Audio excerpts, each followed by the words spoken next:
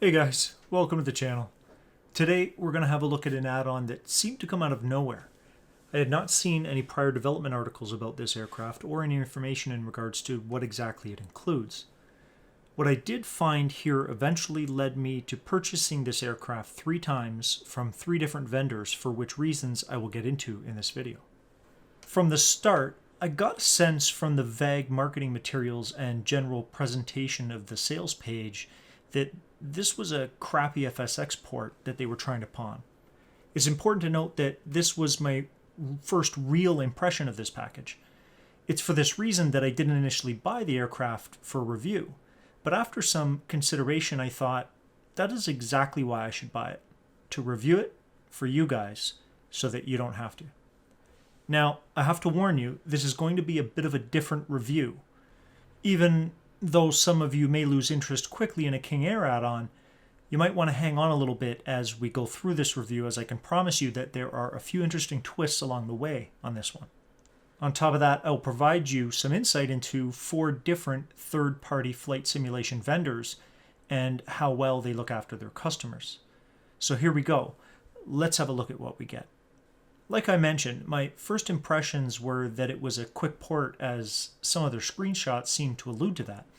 A part of me also wondered that even if the model doesn't hold up as well, this is the King Air 350i eXtreme. I wonder if it's higher fidelity than the stock aircraft in terms of systems or flight model and extra working avionics. If it doesn't have these things, why would someone sell an aircraft third party that is included in the default version of the sim?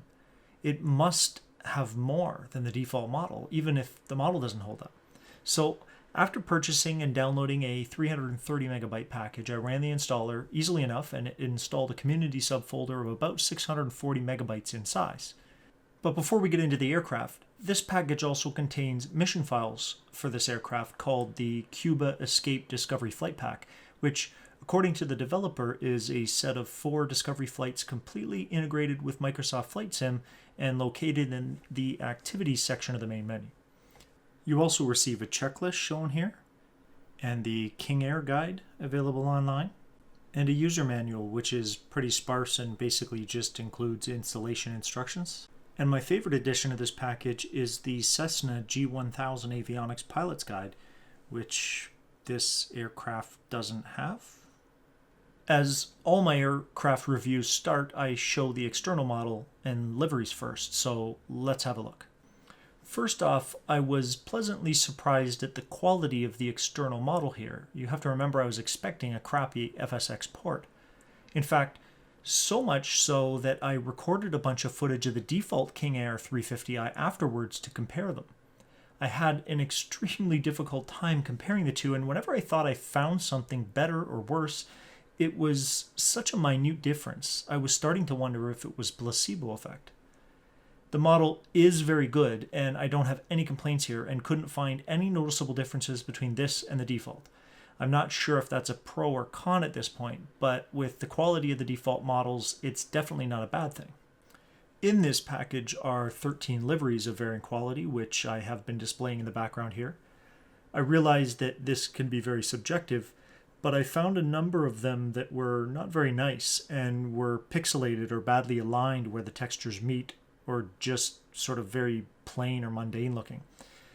With that, there were a few that I didn't mind, being both higher in resolution and more unique looking. So there's a couple here that are nice in my opinion. But from the little bit of experience that I have so far, it's the next part of this review where many models either make it or break it. The cockpit and those damn gauges. Obviously, when I switched to this view, I was extremely surprised to see this wasn't bad at all. In fact, it's very good. Too good, honestly. I sort of felt that something was up, and at this point had already recorded the default King Air both external and internal, and had recognized this cockpit. Looking at the fuel gauges confirmed this immediately, as their modeling was uniquely different from the quality of the rest of the model in the default, and identical here. This is the stock King Air from Asobo. Guaranteed. Was this package just a liveries kit? Did I misread the description upon purchase? I had to go back and look at their marketing material. So here we are on SimMarket under the listing for this aircraft. The very first line states that this is a, quote, complete representation of the most popular business turboprop in the world, unquote. It then goes on to talk about the King Air and again states, quote, King Air 350i eXtreme offers you an exhaustive and realistic simulation experience with beautiful liveries. On top of this, it's listed under the MSFS aircraft category on SimMarket and on other retailers. After some investigation online, I couldn't find a single reference to what this package actually is or includes, save the description you see on screen that was used at all the retailers, including FS2000's own site. My next steps were to have a look at the assets this model installed in the community folder to see if there was model information here. If this was just liveries, why did it install a separate model in my aircraft list? Why not just install the liveries to the existing King Air folder, which is accessible to third parties? Long story short here, the complete default assets from Asobo were installed in the FS2000 community folder without change. The odd file has minor changes to it, but 99% of them are untouched. To be clear, this isn't the Asobo default aircraft folder. This is a folder created by the install package. To be even clearer, I tested this install on a laptop without MSFS installed to ensure that it isn't somehow copying the default installation over from the default aircraft and instead actually distributing these files via their install package that was for sale. I scoured their included documentation, the install directory of this package, and their website and the files in that folder for any included copyright information in regards to this being Asobo's assets and copyrighted code and their right to use, edit, and distribute them. I found nothing. To be fair, I am unaware if FS2000 has an agreement with Asobo to edit and distribute their assets as their own without included copyright information. I highly doubt it though. Before we continue, I'd first like to let anyone who is interested in liveries for this aircraft and others that they can be had for free with a varying level of detail and quality, many of them excellent, at flightsim.to, whom currently has 29 liveries created by the community that are easy to install. Many times I find these community projects far exceed some of the crap, let's be honest, that is pushed on to us by these developers. I have currently reached out to each of the 4 retailers who are selling this package, asking them if this model is a full aircraft as it seems to be presented on their website or just the liveries pack. I also reached out to the developer FS2000 for the same question. As of the date of this review, there is a question on the developer's website to the same effect that is now 6 days old and without response.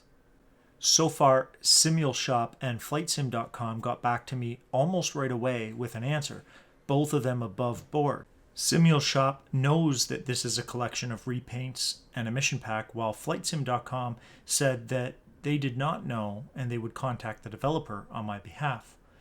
I'm going to assume that SimulShop has not pieced this information together yet with how their sales material reads. To summarize, you are not getting a King Air 350i model here at all. What you are getting is a copy of the default model where they not only added 12 liveries but edited and changed the original or default livery to be their own and are redistributing this package as a full model. You can see here in the background the extent of the changes to the liveries that they made. This is the default version of the file, and this is the edited version for their default livery distributed by FS2000. So why did I buy this from 3 different retailers, you might ask? Well, for the same reason I bought this in the first place, to sift through the garbage for you guys. Most online retailers have a no refund policy when it comes to digital downloads, and I can understand that. But what about when the customer has been knowingly duped by the developer? I'm not sure where these 3 retailers will stand when it comes to my position here, but exactly how they handle this and if they provide a refund will be very telling to me in how I spend my future dollars and with whom. I thought this information might be just as useful to you guys. It does not look like a mistake that the marketing material for this aircraft is vague and carefully worded by the developer, in my opinion. I think after careful consideration, This is intellectually dishonest at best and outright deceitful plagiarism and copyright infringement at worst on the part of FS2000. Whether or not simmarket.com, SimulShop, or FlightSim.com have any idea or clue that this is happening is unknown to me right now. I will give these retailers the benefit of the doubt. Either way, I realize a marketplace-style website is different than a retail store and might be difficult to manage quality assurance, but I can't imagine owning any business where I didn't have some concept of the quality or at very least the actual description of the products I'm selling. I definitely want to make sure I had some processes in place that prevented me from enabling a developer to distribute copyrighted material on my site. I think these retailers have to own some of the responsibility here and at very least offer its customers refunds if requested on this product. I'd also seriously reconsider the relationship they may have with this developer moving forward. I have started the process of refunding my copies via each of these retailers and will let you know the result in the first pinned comment below and maybe even a future review of these 3 retailers. Please do me a favor and let me know what you think of this. As always, guys, thanks for watching and see you in the next video.